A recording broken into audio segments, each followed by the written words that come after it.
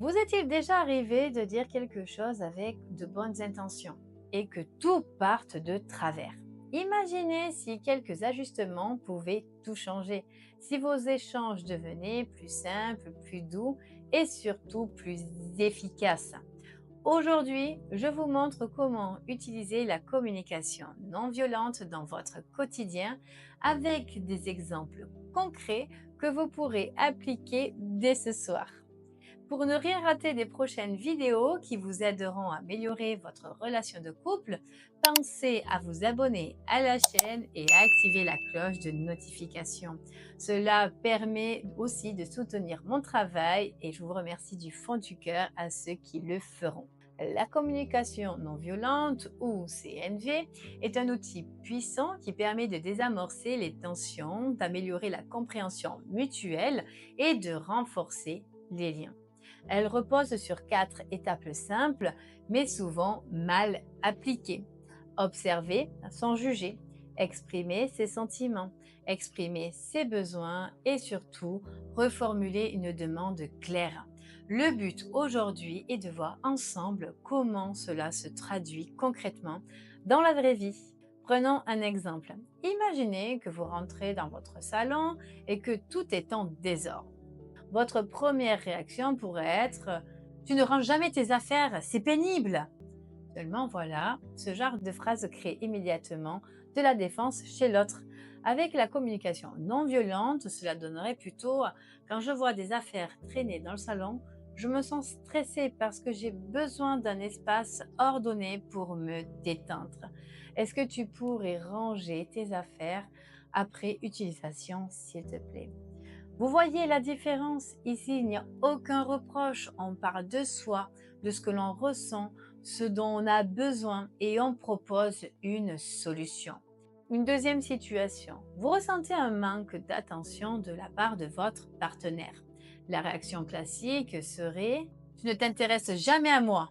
Mais en CNV, cela pourrait devenir: quand je partage ma journée et que je ne suis pas vraiment écoutée, je me sens triste car j'ai besoin de me sentir importante pour toi. Est-ce que tu serais d'accord pour qu'on prenne quelques minutes ensemble ce soir pour échanger? Cette manière de formuler ouvre une porte au lieu de dresser un mur.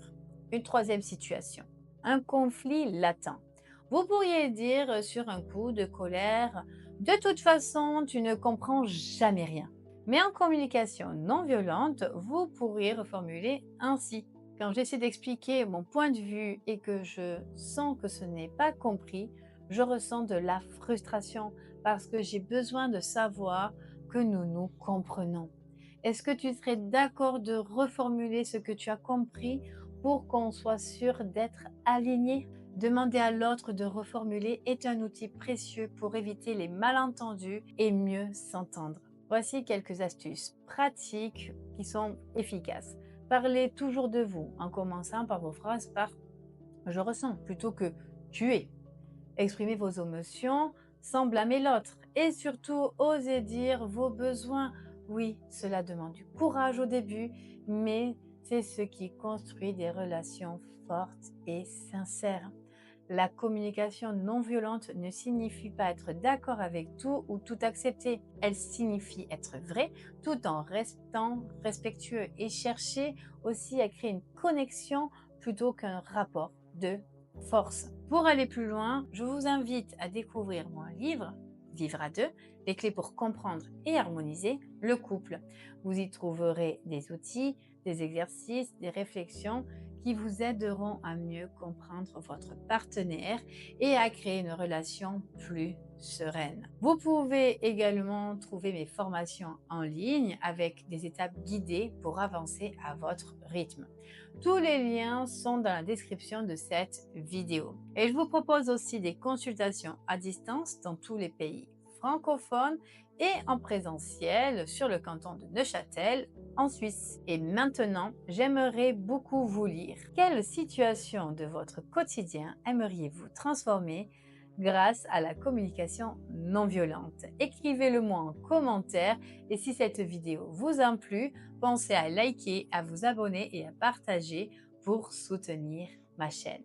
Cela m'encourage énormément et permet de continuer à vous proposer du contenu de qualité. Je vous laisse avec cette pensée. Communiquer avec bienveillance, c'est offrir à l'autre et à soi-même la plus belle des libertés, celle d'être entendu sans être jugé.